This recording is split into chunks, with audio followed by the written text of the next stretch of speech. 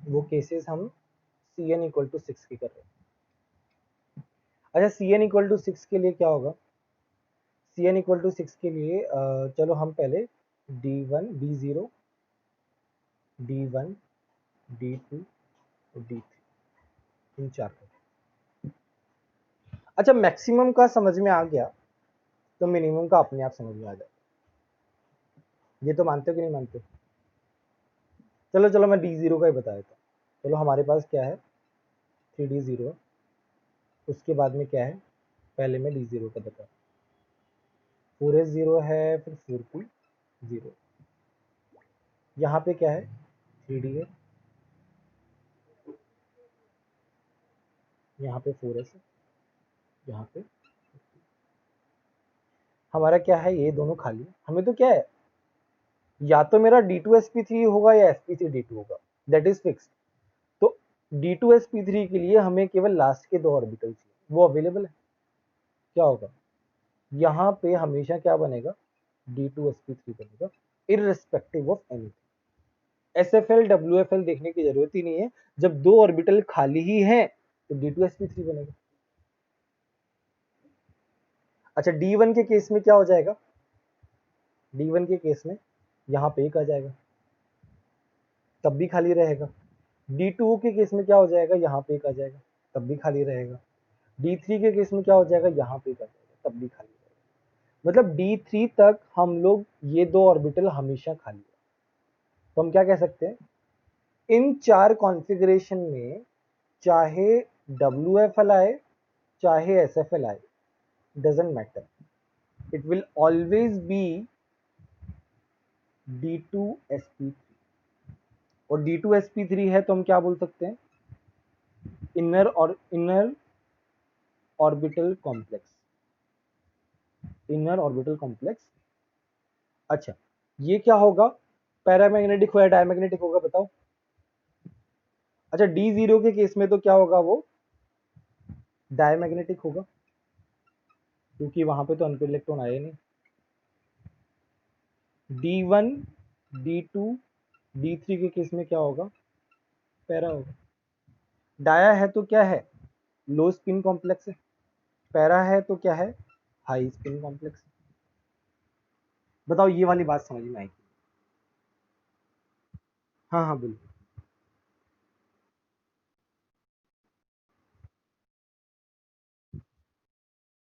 और क्या ही कर, नहीं नहीं, कोऑर्डिनेशन नंबर 6 है तो हमारे पास दो ही हाइब्रिडाइजेशन अवेलेबल, या तो D2sp3 या फिर sp3d। नहीं नहीं यूज कर,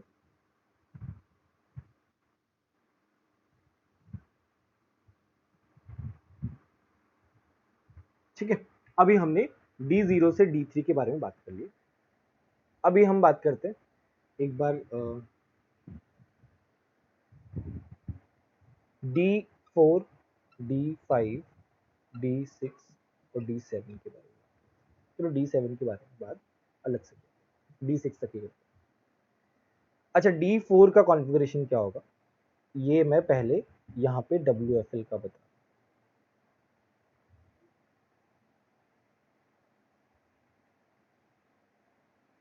क्या है, 3D4 है, 4S0 है, और 4P0 है, और 4D, 4S है, ये 4P है, और यहाँ पे क्या है, 4D।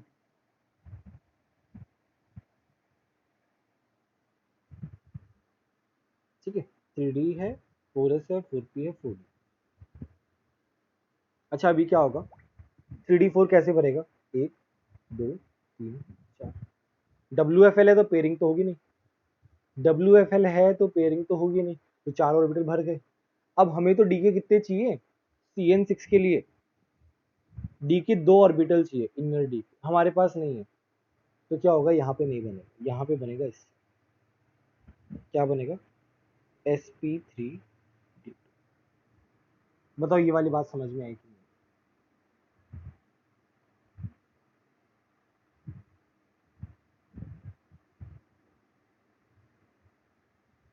बोलो किसी को डाउट है क्या इसमें? हम हमें दो चाहिए, दो नहीं मिल रहे हैं, तो हम क्या यहां से जाते हैं, एसपी के गेट से।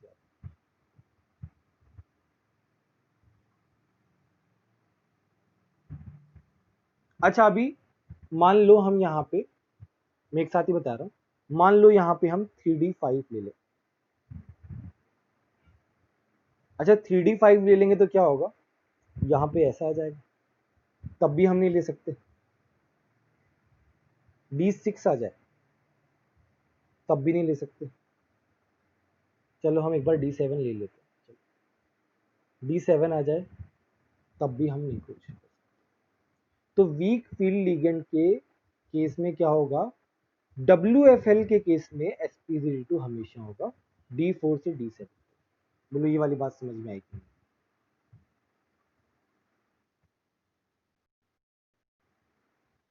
SFL के केस में, SFL के केस में, अभी हम WFL की बात कर रहे हैं, ओनली WFL की बात कर रहे हैं, SFL की बात ही नहीं कर रहे। WFL के केस में D4 से D7 तक it will always be sp3d2। और दूसरे और भी आउटर ऑर्बिटल बनेगा, इसके अलावा पैरामैग्नेटिक, इसके अलावा हाई स्पिन।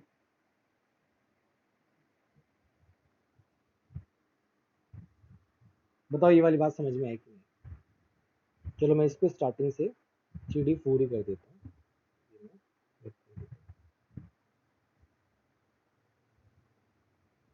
एक बार इसका स्क्रीनशॉट ले लो।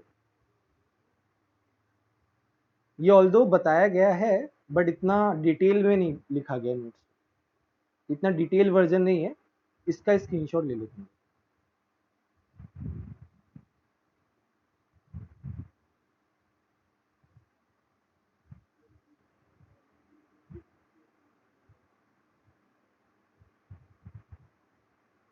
क्लियर है? किसी को डाउट है तो बताओ। अभी हम क्या करते हैं, अभी हम करते हैं SFL वाला केस लेते हैं। स्क्रीनशॉट ले लिया?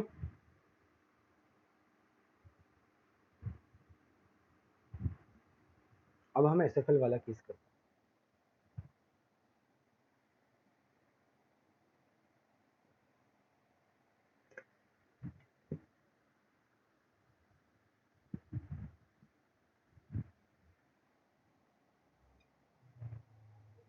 SFL कौन सा, D4, D5, D6 और D7 ना, इन सब का केसेस देखते हैं।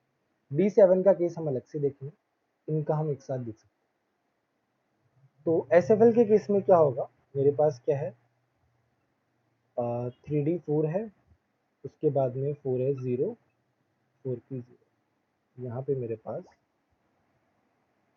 3D4। अच्छा SFL में खास बात क्या होती है, इसमें क्या होता है, पेयरिंग होती है, पेयरिंग करवाएंगे हम तो यहाँ पे क्या हो जाएगी, पेयरिंग हो जाएगी इसमें। बताओ SFL के केस में पेयरिंग होगी, 4 इलेक्ट्रॉन के केस में। हमारे पास क्या है, ये दो खाली, क्या बनेगा बताओ, D2। ठीक है, ये हो गया 3D4 वाला केस। चलो हम 3D5 वाला केस लेते हैं। अच्छा 3D5 वाला अलग से क्यों बता रहा हूँ, इसका रीजन,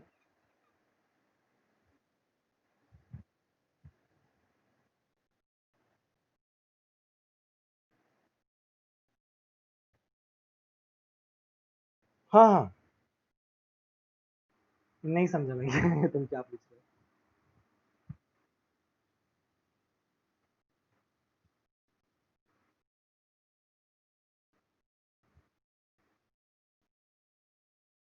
हो भाई।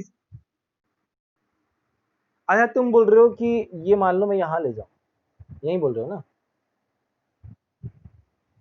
अच्छा वो क्या है ना, ऑटोमेटिकली हो जाता है। अच्छा तुम बोल रहे हो कि एक पेयरिंग, वैसे इसमें क्या होता है ना, हाँ ठीक है, एक खाली रह पड़ा है इसमें, हाँ ऐसे भी कर सकते हैं, कोई दिक्कत नहीं।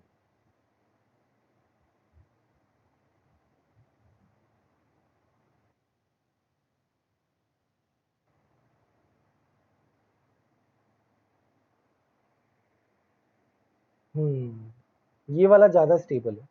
ज़्यादा स्टेबल क्यों है? क्योंकि पेयरिंग में एनर्जी हमारी जा नहीं रही है, एनर्जी कम खर्च होती है, और हमें ज़रूरत तो केवल लास्ट दो की है, और लास्ट दो की है तो हम इसको पेयर नहीं भी करवाएं तो भी चलेगा। ठीक है, बहुत अच्छा पॉइंट। इसको पेयर नहीं भी करवाएं तो भी चलेगा क्योंकि हमें लास्ट दो की जरूरत है।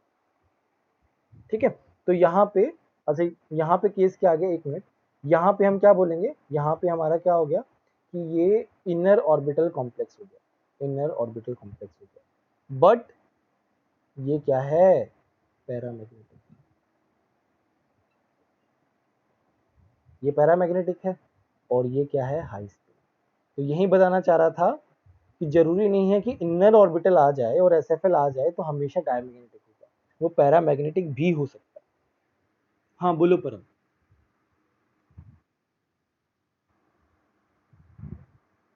हाँ हाँ बोलो।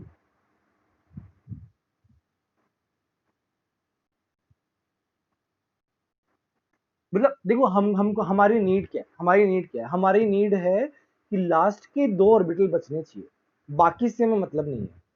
लास्ट के दो ऑर्बिटल बच रहे हैं even if we are not pairing this too. और देखो पेयरिंग करवा देंगे, कोई प्रॉब्लम नहीं है, बट पेयरिंग करवाने के बाद क्या है, पेयरिंग करवाने में एनर्जी भी जाती है हमारी, ऐसा ही नहीं होता। देखो स्ट्रॉन्ग फील्ड लिगेंड ही पेयरिंग क्यों करवा रहा है, क्योंकि उसका डोनेटिंग टेंडेंसी ज्यादा अच्छा है, वो ज्यादा स्ट्रॉन्ग है, ज्यादा स्ट्रॉन्ग है तो वो पेयर अप करवा पा रहा है, वीक वाला नहीं करवा पा रहा। तो इसलिए स्ट्रॉन्ग और वीक इसी तरीके से नाम दिया गया, स्ट्रॉन्ग वाला जो है वो पेयरिंग करवा पा रहा है क्योंकि उसका डोनेटिंग टेंडेंसी अच्छा है, उसके पास पावर है। तो अब बट जहां पे अगर एनर्जी बच रही है तो क्यों नहीं बचाए। हाँ हाँ बोलो।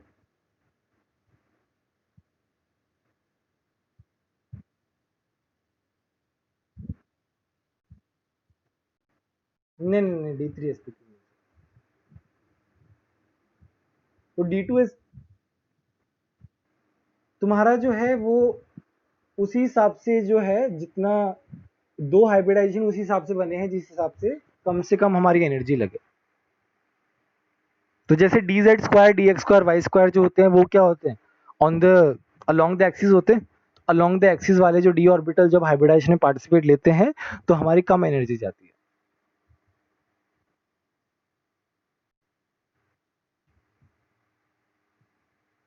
उन्हें समझा नहीं, पेयरिंग में पी में ज्यादा स्टेबल रहते मतलब। अच्छा अच्छा अच्छा।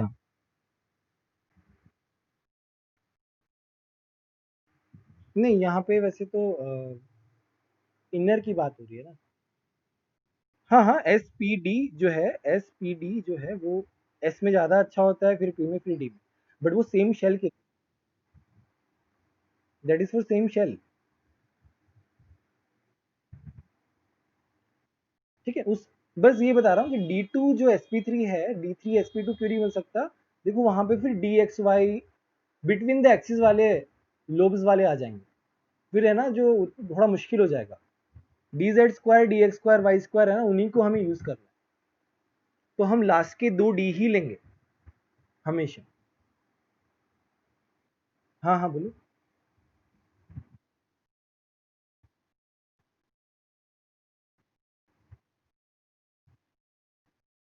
नहीं नहीं नहीं नहीं, वो यही होगा, यही, वो यही होगा, वो मैंने पेयरिंग ध्यान में रहा, मैंने कर दिया, बट मेरे को रियलाइज नहीं हुआ। ठीक है, वो मेरा मिस्टेक था, ये वाला होगा, क्योंकि इसमें एनर्जी कम खर्च हो रही है तो ऑब्वियसली वो यही बनेगा। अब 3D5 के केस में क्या होगा, इस तरीके से बनेगा। हमें तो क्या है, दो ऑर्बिटल छोड़ने, दो ऑर्बिटल छूट गए, क्या बन गया,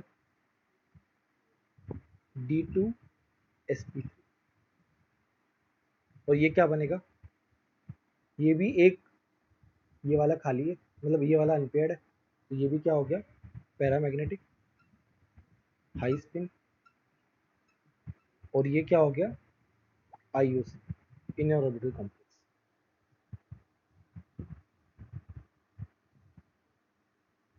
इसका स्क्रीनशॉट ले लो।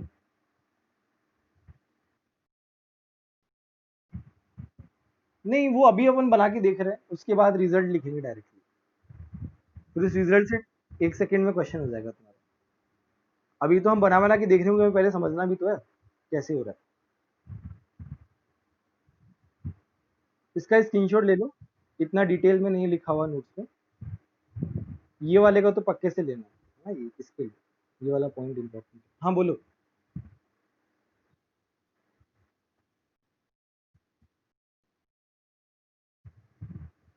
अच्छा, ये तुम्हारा एसएफएल है ना, एसएफएल में पेयरिंग हो जाती है, बताया था। हाँ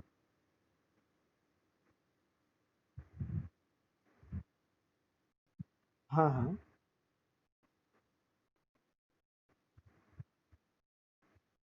4s से जाएगा, 4s से जाएगा पहले। हाँ बट 4s जो है आउटर मोस्ट शेल है, वेलेंस शेल।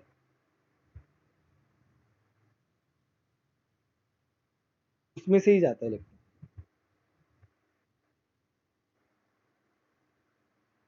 क्लियर है, किसी और को कोई डाउट?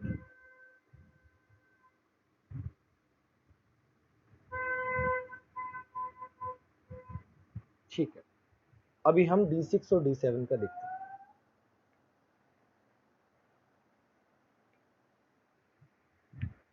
इसमें तो बहुत 770 तो D6 D7 का करने के बाद हम D6 वाला करते हैं। तो D6 वाला तो सिंपल है, 3D6 4s0 4p0। 3D6 वाला तो सिंपल भी, सबके सब पेयर्ड अप हो जाएंगे। 1 2 3 4 5 6। यहाँ पे क्या है, 4s है। यहाँ पे क्या है, यहाँ पे तो सिंपल हमारा क्या बनेगा, यहाँ से यहाँ तक क्या बनेगा, D2sp। ये क्या है, इनर ऑर्बिटल कॉम्प्लेक्स है। मतलब डायमैग्नेटिक है पैरामैग्नेटिक है? डायमैग्नेटिक। लो स्पिन कॉम्प्लेक्स है, सिंपल। अब आते हैं 3D7। अब देखो 3D7 जो है, D7 वाला बहुत इंपॉर्टेंट है, वेरी वेरी इंपॉर्टेंट। इसका रीजन चलो देखते हैं इसमें क्या खास है।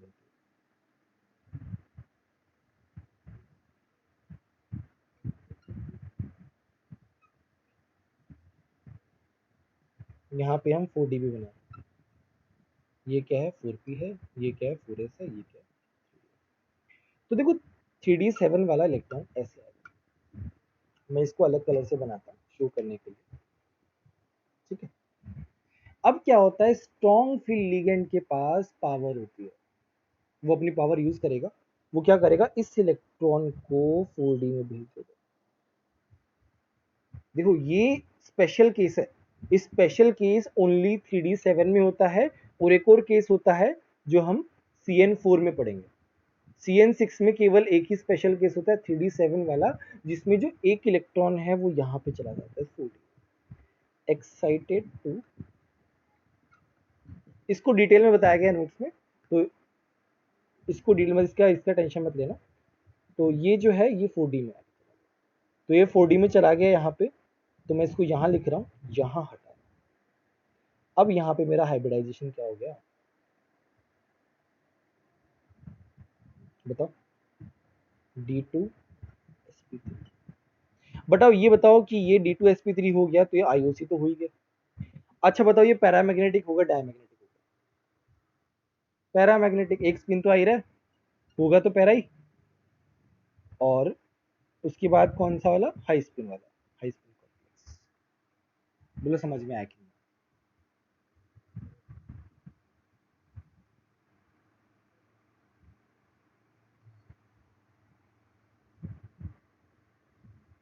बोलो समझ में आया कि नहीं?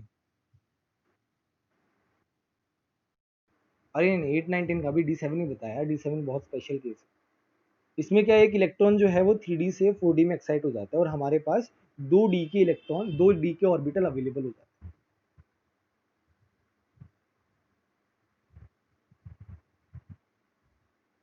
ठीक है। किसी और को डाउट है कोई?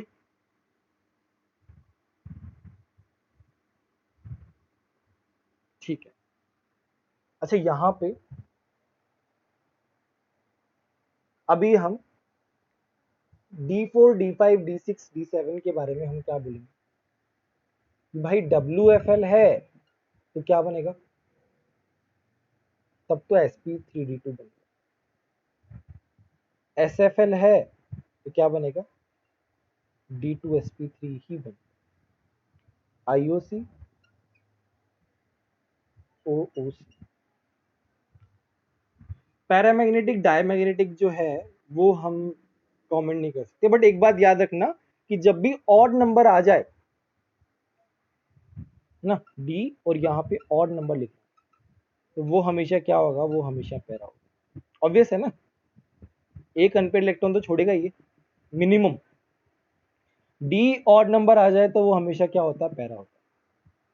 और बाकी जो है D4 D5 D6 D7 इनके अलग अलग केसेस में अलग अलग स्पिन वाले आते हैं। वो तो फिर अगर पूछ लेगा पैरामैग्नेटिक है या नहीं है, तब तो फिर बना के दिखना पड़ेगा।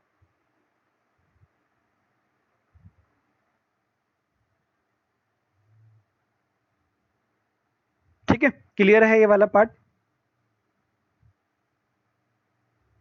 तो ये हमारा कंक्लूडिंग पॉइंट हो गया, ये भी लिखा हुआ है नोट्स में।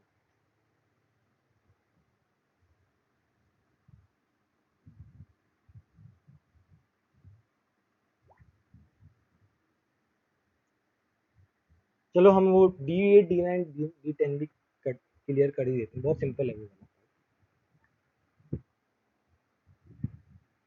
D8 D9 D10, ठीक है। D8 D9 D10 के बारे में देखते हैं। अच्छा, D8 में क्या होता है? देखो मेरा WFL के केस में तो sp3d2 ही बनेगा। जब D7 तक वो sp3d2 बना रहा है तो इन केसेस में तो sp3d2 बनाएगा ही बनाएगा। इस बात को मानते कि नहीं मानते? बताओ, ये वाली बात समझ में आई कि नहीं? जब वो D4 से ही sp3d2 बना रहा है तो ऑब्वियसली D8 D9 D10 में क्या बनाएगा? sp3d2 बनाएगा। तो यहाँ पे हम ब्लड दिख रही है क्या इसकी?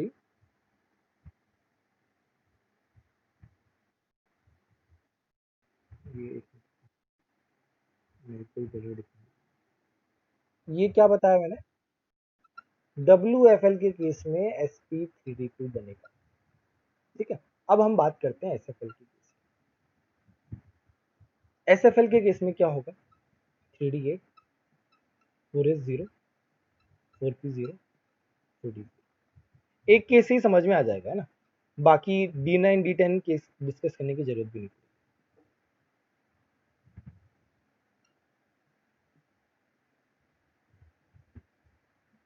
आज यार टाइम कम पड़ गया, पूरी भी एग्जांपल्स कराने थे मुझे।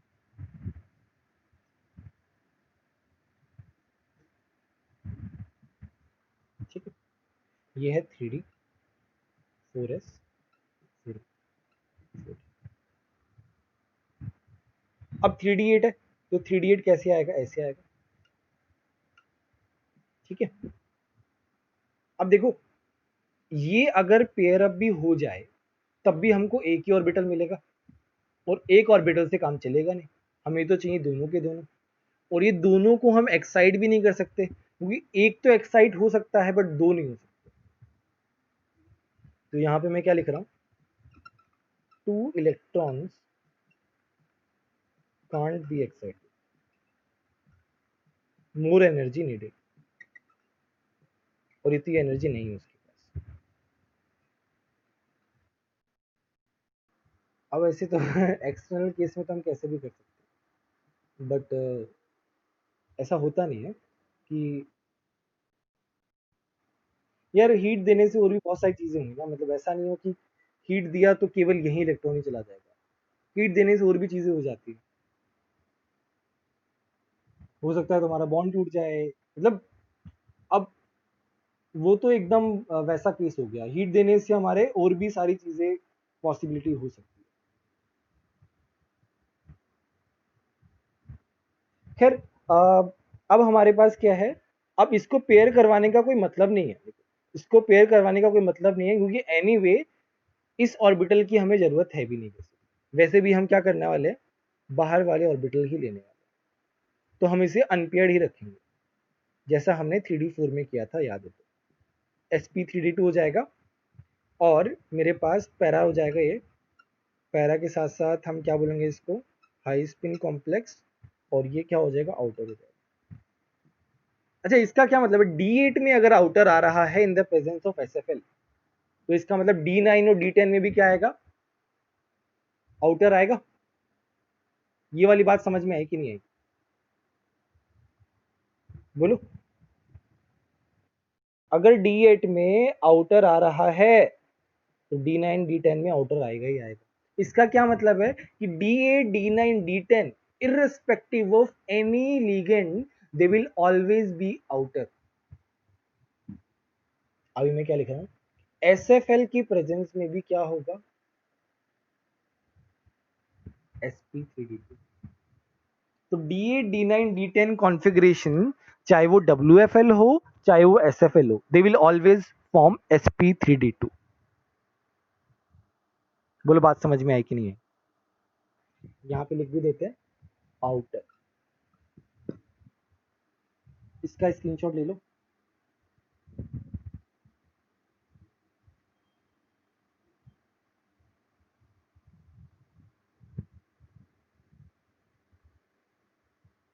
नोट्स लिखते टाइम ध्यान रखना, डिटेल में ही लिखना। मैंने डायरेक्टली रिजल्ट लिखा है इसका वहां नोट्स में।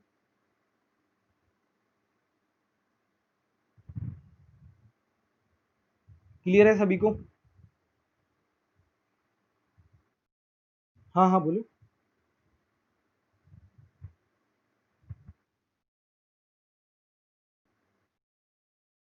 ये CN6 ले रहे हैं ना, CN6 में या तो D2sp3 बनता है, CN4 वाला केस नहीं है, CN6 वाला केस। क्लियर है सभी को।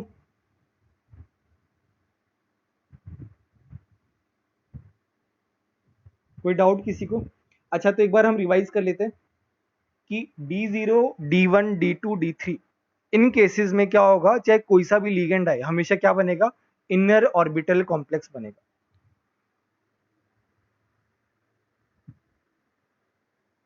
एक बार हम यहीं पे लिख देते हैं,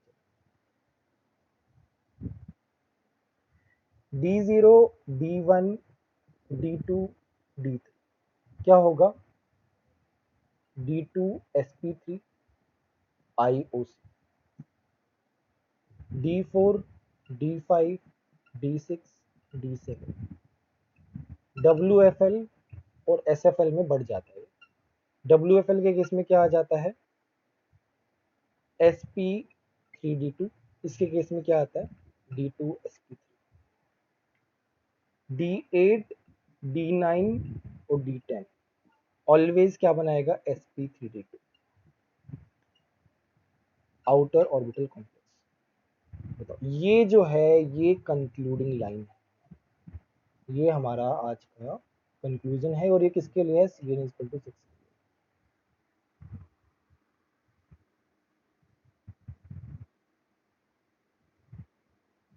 बस अब तुम्हें क्या पहचानना है, if they ask just hybridisation तो तुम्हारा 1 सेकंड में आंसर आ जाएगा CN6।